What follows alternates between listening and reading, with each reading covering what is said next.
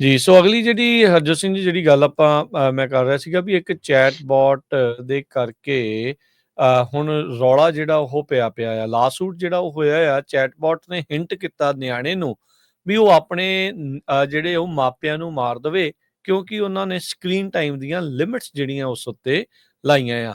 9 ਸਾਲਾਂ ਦਾ ਜਿਹੜਾ ਬੱਚਾ ਟੈਕਸਸ ਦੇ ਵਿੱਚ ਆ, ਕਹਿੰਦੇ ਵੀ ਉਸ ਬੱਚੀ ਨੇ ਪਹਿਲੀ ਵਾਰ ਚੈਟਬੋਟ ਸਰਵਿਸ corrector.ai ਤੋਂ ਯੂਜ਼ ਕੀਤੀ ਸੀ।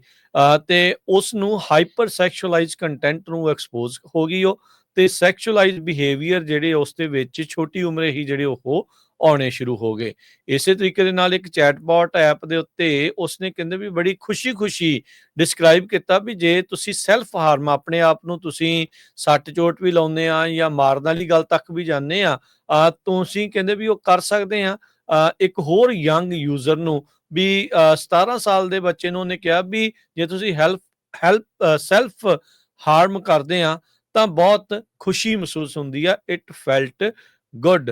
ਸੋ ਉਸੇ ਟੀਨੇਜਰ ਨੇ ਬਾਅਦ ਦੇ ਵਿੱਚ ਕਰੈਕਟਰ AI ਚੈਟਬੋਟ ਨੂੰ ਕਿਹਾ ਵੀ ਉਹਨੇ ਸਿੰਪੈਥਾਈਜ਼ ਕੀਤਾ ਉਸ ਬੱਚੇ ਦੇ ਨਾਲ ਜਿਸ ਨੇ ਆਪਣੇ ਪੇਰੈਂਟਸ ਨੂੰ ਮਾਰਨ ਦੀ ਜਿਹੜੀ ਉਹ ਗੱਲ ਕੀਤੀ ਕਿਉਂਕਿ ਉਸ ਬੋਟ ਦੇ ਨਾਲ ਮਾਪਿਆਂ ਨੇ ਜਿਹੜਾ ਸਕਰੀਨ ਟਾਈਮ ਆ ਉਹ ਲਿਮਿਟ ਕਰ ਦਿੱਤਾ ਸੀ। AI ਆਰਟੀਫਿਸ਼ੀਅਲ ਇੰਟੈਲੀਜੈਂਸ ਜਿੱਥੇ ਦੁਨੀਆ ਨੂੰ ਵਧੀਆ ਢੰਗ ਦੇ ਨਾਲ ਬਦਲ ਵੀ ਸਕਦੀ ਆ, ਪਰ ਉੱਥੇ ਇਸ ਦੇ ਨਾਲ ਜਿਹੜੇ ਹੋਏ ਏਦਾਂ ਦੇ ਜਿਹੜੇ ਖਤਰੇ ਆ ਉਹ ਬਹੁਤ ਜ਼ਿਆਦਾ ਨੇ। ਇੱਕ ਤਾਂ ਪਹਿਲਾਂ ਹੀ ਆਪਾਂ ਨੂੰ ਇਹ ਨਹੀਂ ਪਤਾ ਹੁੰਦਾ ਵੀ ਬੱਚੇ ਕਿੱਥੇ ਕੀ ਕਰ ਰਹੇ ਆ ਤੇ ਜਦੋਂ AI ਦੇ ਨਾਲ ਲੈਸ ਚੀਜ਼ਾਂ ਜੋ ਕਿ ਤੁਹਾਨੂੰ ਆਪਣੇ ਆਪ ਨੂੰ ਮਾਰਨ ਲਈ, ਦੂਜਿਆਂ ਨੂੰ ਮਾਰਨ ਦੇ ਲਈ ਤੇ ਮਾਰਨ ਤੋਂ ਬਾਅਦ 'ਚ ਤੁਹਾਡੇ ਨਾਲ ਹਮਦਰਦੀ ਪ੍ਰਗਟ ਕਰਦੀ ਆ, ਉਹ ਕਹਿੰਦੀ ਆ ਵੀ ਇਹ ਇੱਕ ਖੁਸ਼ੀ ਵਾਲੀ ਜਿਹੜੀਆਂ ਗੱਲਾਂ ਆ, ਜਦੋਂ ਏਦਾਂ ਦੀਆਂ ਚੀਜ਼ਾਂ ਤੁਹਾਡੇ ਮੂਹਰੇ ਤੁਹਾਡੇ ਬੱਚਿਆਂ ਦੇ ਨਾਲ ਉਹ ਆਮੋ-ਸਾਹਮਣੇ ਹੋਣਗੇ, ਤਾਂ ਮਸਲਾ ਕਿਤੇ ਦਾ ਕਿਤੇ ਜਿਹੜਾ ਉਹ ਇਸ ਟਾਈਮ ਪਹੁੰਚ ਜਾਂਦਾ ਆ। ਇਹ ਗੂਗਲ ਬੈਕਡ ਕੰਪਨੀ ਹੈ corrector.ai ਤੇ ਹੁਣ ਉਸ ਬੱਚੀ ਦੇ ਪਰਿਵਾਰ ਨੇ ਉਹਨਾਂ ਦੇ ਉਲਟ ਲਾਸੂਟ ਜਿਹੜਾ ਉਹ ਕੀਤਾ ਆ। ਇਸ ਮੌਕੇ ਧੜਾ-ਧੜ AI ਦੇ ਚੈਟਬੋਟ ਉਹ ਆ ਰਹੇ ਨੇ। ਕੀ ਕਰ ਰਹੇ ਨੇ? ਕੀ ਉਹ ਰੈਗੂਲੇਟਡ ਨੇ? ਕੀ ਰੈਗੂਲੇਸ਼ਨ ਹੋਣੀ ਚਾਹੀਦੀ ਆ? ਜਾਂ ਅਜਿਹੀ ਜਿਹੜੀ ਭਾਵਨਾ ਤੋਂ ਉਹ ਕਿੱਦਾਂ ਨਿਆਣਿਆਂ ਨੂੰ ਜਾਂ ਆਮ ਲੋਕਾਂ ਨੂੰ ਬਚਾਇਆ ਜਾ ਸਕੇ?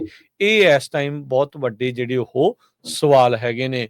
ਉੱਧਰ ਓਪਨ AI ਨੇ ਜਿਹੜਾ ਸੋਰਾ ਕਰਕੇ ਉਹਨਾਂ ਦਾ ਸੌਫਟਵੇਅਰ ਆ, ਜੋ ਕਿ ਟੈਕਸਟ ਟੂ ਵੀਡੀਓ ਜਿਹੜਾ ਉਹ ਬਣਾ ਦਿੰਦਾ ਆ, ਉਸ ਨੂੰ ਓਪਨ ਕਰ ਦਿੱਤਾ। ਸਾਰੀ ਦੁਨੀਆ ਦੇ ਲਈ ਉਹਨਾਂ ਨੇ ਖੋਲ ਦਿੱਤਾ ਆ।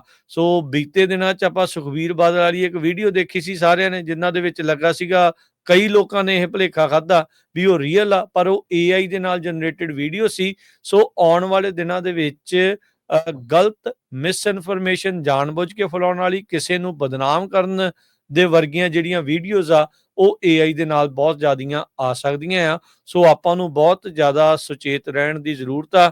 ਸੋਸ਼ਲ ਮੀਡੀਆ ਦੇ ਉੱਤੇ ਵੀਡੀਓਜ਼ ਦੇ ਵਿੱਚ ਜੋ ਵੀ ਤੁਸੀਂ ਦੇਖਦੇ ਆ, ਸੁਣਦੇ ਆ, ਉਸ ਨੂੰ ਹਰ ਇੱਕ ਚੀਜ਼ ਨੂੰ ਹੁਣ ਸੱਚ ਜਿਹੜਾ ਉਹ ਤੁਸੀਂ ਨਹੀਂ ਮੰਨਣਾ ਹੈਗਾ। ਉਸ ਦੇ ਉੱਤੇ ਸਵਾਲ ਕਰਨਾ ਜਿਹੜਾ ਆ ਉਹ ਜ਼ਰੂਰੀ ਜਿਹੜਾ ਉਹ ਬਣ ਗਿਆ ਹੈਗਾ ਆ। ਸੋ ਨਹੀਂ ਤਾਂ ਲੋਕਾਂ ਨੂੰ ਬਹੁਤ ਜ਼ਿਆਦਾ ਭੁਲੇਖੇ ਦੇ ਵਿੱਚ ਪਾਇਆ ਜਾ ਸਕਦਾ ਆ। ਪ੍ਰੋਪੋਗੰਡਾ ਕਰਨਾ, ਲੋਕਾਂ ਨੂੰ ਕੰਟਰੋਲ ਕਰਨਾ, ਇਹ ਬਹੁਤ AI ਦੇ ਨਾਲ ਆਸਾਨ ਹੋ ਸਕਦਾ ਆ। ਤੁਸੀਂ ਇਹ ਦੇਖੋ ਵੀ 7-7, 9-9 ਸਾਲ ਦੇ ਨਿਆਣਿਆਂ ਨੂੰ AI ਦੇ ਕੁਛ ਚੈਟਬੋਟ ਆ, ਉਹ ਕੀ ਕੁਛ ਜਿਹੜਾ ਉਹ ਸਿਖਾ ਰਹੇ ਆ ਵੀ ਸਕਰੀਨ ਟਾਈਮ ਘੱਟ ਹੋਣ ਕਰਕੇ ਤੁਸੀਂ ਮਾਪਿਆਂ ਨੂੰ ਵੀ ਮਾਰ ਦਿਓ ਤੇ ਜਾਂ ਫਿਰ ਉਹਨਾਂ ਨੂੰ ਹਾਈਪਰ ਸੈਕਸ਼ੂਅਲਾਈਜ਼ਡ ਕੰਟੈਂਟ ਜਿਹੜਾ ਉਹ ਦਿਖਾ ਕੇ ਬਚਪਨਾ ਹੀ ਜਿਹੜਾ ਉਹਨਾਂ ਤੋਂ ਖੋਹ ਲਿਆ ਜਾਂਦਾ ਆ।